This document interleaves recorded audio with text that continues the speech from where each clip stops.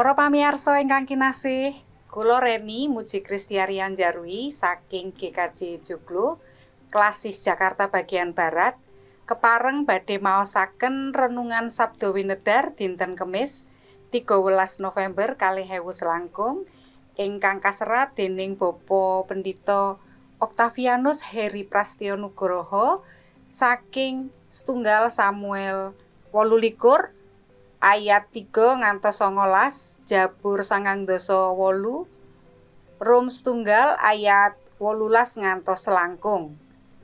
Pamaos kitab suci saking Jabur 9:8 ayat setunggal A kanthi jejer elok. Jabur 9:8 setunggal A ingkang mekaten suraosipun. Pangeran Yahweh ngrepekno kidung anyar awit panjenengane wis nindakake kaelokan. Para pamirsa ingkang kinasih, juru mazmur nelakaken bilih pakaryanipun Sang Yahweh menika elok satemah piyambakipun jurung para umat supados ngrepekaken kekidungan kagem ngluhuraken asmanipun Gusti. Menapa ingkang elok? Gusti Allah sampun maringi karaharjan saha kaadilan dhateng umatipun. Panjenenganipun sampun ngrentahaken sih kadarman saha nelakaken sih kasetyanipun satemah bangsa Israel saged ngraosaken tentrem rahayu. Pramila sampun kedahipun para umat sami ngluhuraken asmanipun Gusti kanthi kekidungan. Menapa pakaryanipun Allah ingkang namung kalempahan wonten ing satengahing bangsa Israel kemawon? Boten. Ing salajengipun panjenenganipun badhe ngadili bangsa-bangsa kanthi kayekten.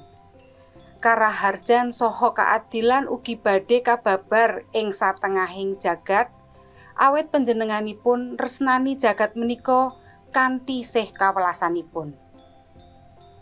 Sampun kedahipun menawi umat Israel ugi njejegaken kaadilan saha ngupadi karaharjan.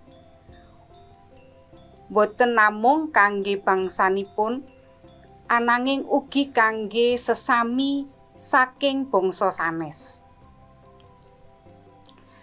Pangatakipun juru mazmur menika ugi njurung kita sami supados nindakaken kalih perkawis. Ingkang sepisan atur panuwun awit pakaryanipun Gusti ingkang elok ing gesang kita. Ingkang kaping kalih, kita katimbalan supados nderek mujudaken kaadilan, kayekten saha karaharjaning jagat. Sinaosa kita rumaos sisah menawi ningali tumindak ing manungsa ingkang mrihatosaken, kita sami mboten surut ing pambudidaya. Malah kepara menika dados pecut kangge kita supados langkung trengginas anggen kita makarya. Mendahnia menawi gesanging manungsa saha jagat menika kebakar ing karukunan. Mendah elokipun menawi sedaya bangsa saestu ngugemi kayekten lan ngupadi kaadilan. Kanthi mekaten kita sami kasagedna ugi munjukaken kaelokanipun tumindak kados dene Gusti Allah. Amin. Mekaten pangandikanipun Gusti, sumangga kita sami ndedonga. Duh Rama kawula ingkang adhedhampar ing kraton swarga. Kawula ngaturaken gunging panuwun awit pangreksa paduka. Mugi paduka nyagetaken kawula ngraosaken pangreksa paduka menika.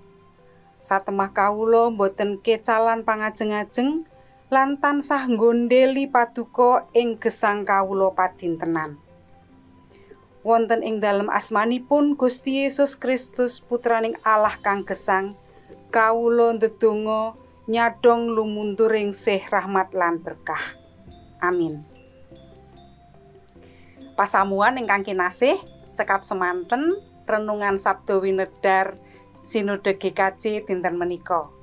Ngantos pinanggih ing program salajengipun, sampun kesupen panjenengan like lan subscribe.